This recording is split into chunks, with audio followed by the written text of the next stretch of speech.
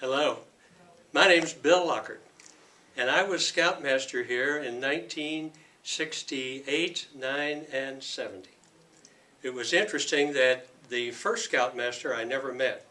The second Scoutmaster was Morris Mendenhall, a really excellent scout. He knew all of the skills, and he taught them so well. And he was there for about a year as I was his assistant scoutmaster, and he taught me the role of show, tell, and do and all of that. And then about a month after he got me to be his assistant scoutmaster, he moved to Colorado. And so I inherited 72 boys with no other leaders. And I said, whoa, I can't do this. So I approached each patrol and I said, you guys have to have at least one of your dads be a patrol dad. And so I said, next meeting, I want to have your dad come with you and be the patrol dad. So they did, and of those, I forgot how many patrols it was, but you divide them up in 72 boys, there's several patrols. So that's when it really started to happen. And we had a group of dads that were so committed. Later, when we'd go on campouts, it was unbelievable. We were afraid we'd have more dads than we had boys because they started loving it. We'd have 12 or 13 dads go. Well, so as we had so many tenderfeet, and we had a couple of lifes, and there was no eagles. So we decided to have a scout campout dedicated to getting all of these tenderfoot to advance to second class. So I got the dads together at my house, and I said, all right, dads, here's what we got to do. Here's the requirements for second class. So I need somebody to teach them how to read a map. And I had a good friend who said, well, I can do that. I know how to do that. I said, all right, you're going to teach it at the next campout. Then I said, I need somebody to teach knots. And I had another friend who said, oh, I can do that. I said, all right, you're going to teach how to do that. Then we had to build a fire. So I had gone camping and hunting with my friend Bill Went. And I said, Bill, I want you to teach how to build a different fire, the keyhole fire, the regular fires, and so on. He said, all right, do that. Then we had, well, whatever the requirements were, we had one dad to teach that. So when we got to the campout, we were talking to the patrol leaders, and we had a meeting beforehand to talk to the patrol leaders of what we were going to do. And I said, all right, now, so what the dads are going to do, and I was writing it out. And when I wrote dads, I spelled it D-A-D, but I didn't close up the top of the A, so it looked like duds. And so they went, the duds are going to do this. That's just great. Well, that's how it started. So my friend Bill Went, he said, okay, he said, you know what, we need a patch for the dads. So he got this, I don't know where he found this firecracker fizzle, but that was the original duds patch. And my wife thought it was so great, she made us a patrol flag. So when we would go on campouts with all the dads, we would have our patrol flag up there by our campsite. And the boys had their patrol flags up by their campsite. And so I was just thrilled to death to find out that 44 years later, it is still going on, and you still have the duds patch. And so I hope that this will help you identify how it started by a fluke, and it was the boys that named it.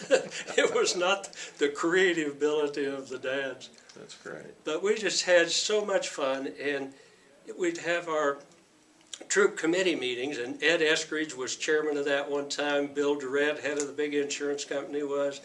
We had Ted Wolf of electrical company, and Bud Harris of meat packing company. We had all these dads that were involved, and I had 4 assistant scoutmasters. I would interview and help the tenderfoot and the eagles, and then Bill Went would make sure about the second class. He would approve of that and teach them what they needed. We had Gordon Brown, I believe, did the first class. George Gibson did the stars. Somebody else did the life scouts. And so these boys then had to interview and work with adults all the way through to the deal. And so how I would start out with a tenderfoot, I'd say, well, why do you want to be a scout? I mean, why are you here? And, oh, well, you know, sometimes, well, my dad wanted me to, or my brother was, or whatever. Well, what do you want to achieve? What do you want to become? Well, I want to have fun. Yeah, okay, you're going to have a lot of fun. You know, we would go through that. So what's your purpose? You know, you got to have a purpose to achieve. You got something to achieve and do. And so then what are your goals? And I'd like to do that tonight again.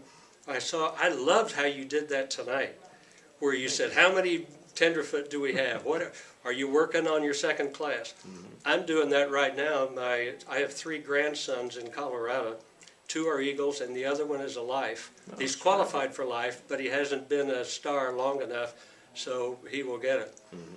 And so he's set his goals, and he's working on it. So I'm going to ask him tonight, well, what are your goals? What's the next step? What badge are you working on? What requirement are you working on? And why aren't you working on it?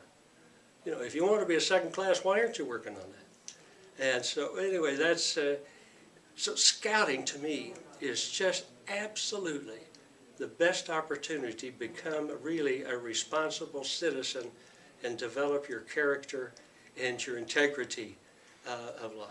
You bet. And it's just, well, if I can tell you without too much emotion, my son is an Eagle, and he was an Eagle at early age, 13.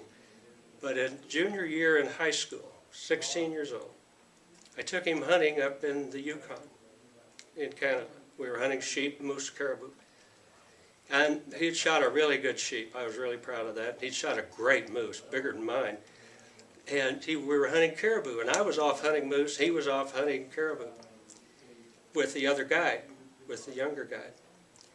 And he got on this caribou herd, and the guide said, okay, there it is. You know, there's the big one right over there. You see the one over there? That's the big one. Well, my son was looking through his rifle scope, and he didn't have it on the wide angle.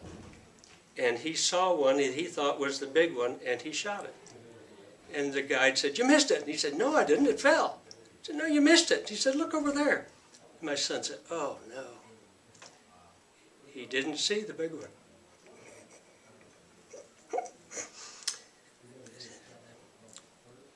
So the guide said, shoot it. Shoot the big one. Nobody will know. We're miles away from anybody. Your dad is 3 mountain ranges over. Shoot it. Nobody will know. My son said, no. You're only allowed one. That's the integrity and the character that scouting teaches. That's the scout oath. That's the scout law. That's the principle. That is the philosophy of scouting. And that is carried through today. As a businessman, he is very successful for that same reason, of his integrity and his character. And I've seen that in others, and I've seen that in one of my grandsons also. So it's, who was also a scout. So I believe in the scouting movement, and I would hope there's anything that I could do to help this troop. This is absolutely the best troop in the country, and it's certainly in Oklahoma City. The last year that I was the Scoutmaster, we won the camporee, the emergency alert, mm-hmm.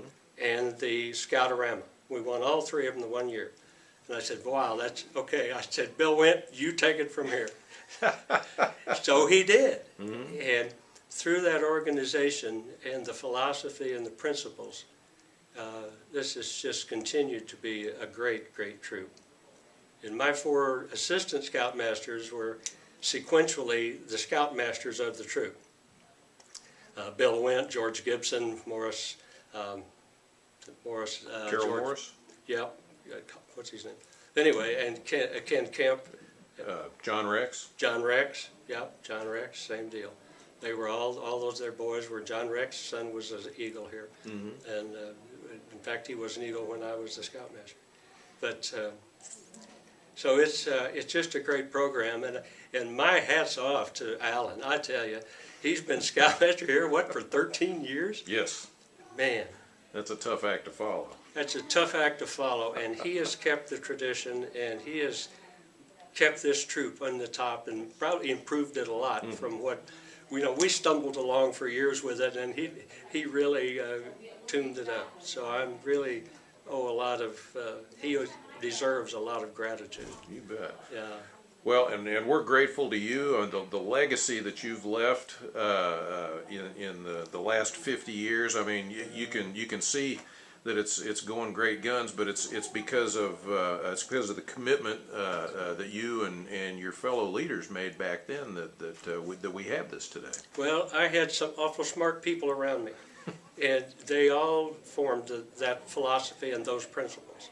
And when you find a philosophy and a principle like that, it is something to continue, because that's the everlasting character and principles that will endure. You bet. And those 2 canoes that I donated, those went down a lot of rivers. We had an annual float trip on Memorial Day, and we would go over first to Tahlequah, Illinois River. and go down the Illinois River. Later, we branched off and went over to Knoll, Missouri, and went down the Elk River. The Elk River is formed by 3 other rivers that come into it: the Indian Creek, Lesser something, and anyway. So we would float every day. We would float a different river and come back to our campsite every night. And so the last time we went, we had 150 people on the trip. We had guys from college. My son was coming back from SMU with his friends who were scouts and on the float trip. It was an awesome deal. And one of the deals we did that was really fun, I would dress up as Custer. I had a little sign that said, "Custer had it coming." We had it on my cap. And so my son and I would get in the canoe, and we would wait for a certain signal. And all the rest of the troop would be in their canoes down the river, waiting to ambush us as we came by. The whole goal was to dump me in the river. They caught me one time, but they didn't get us in the water. But it was a mad dash every night. That's fun. That is awesome. And one of the other fun times, we were camped out there by the river, and some drunk guys came in one night. There was 2 or 3 drunk guys. They were just raising all kinds of heck, loud shouting and cussing. And so a few of us got out of our tents and went over, and we just had to baptize one in the river, and the rest of them left. That's great. To this day, we do an annual canoe trip. Do you really? Yeah, we do a parent-son trip, and we usually do the Illinois River. Yeah. Well, think about the Knoll. It's over in Missouri, and upstream is Ginger Blue, which used to be an old stagecoach stop. It's a little hotel, and it's kind of quaint and neat. But that is a great way to camp. And also, there's a road that the camp is low right down by the river, but there's a road that goes by at a higher level. Well, it seems like these guys with hot rods get up there, and they loved with their mufflers all cut out, make a lot of noise and roar by there. So our guys one night got a bunch of signs, and they were going to rank them, number 1, 2, or 3. And so they sat at the end, and they would hold up their cards, 1, 2, or 3, And these guys would turn around, go back, and go do it again. So finally, the second night they did that, the police came and stopped them all from doing that because it made too much noise. That's but great. Anyway, that's great. Scouting has been such a pleasure to me, and you guys have taken it on and continue to keep it at the high level that it is. I'm really, really proud and pleased that you do that. Well, that's great, and Thank you for being inviting here us. tonight. Thank you.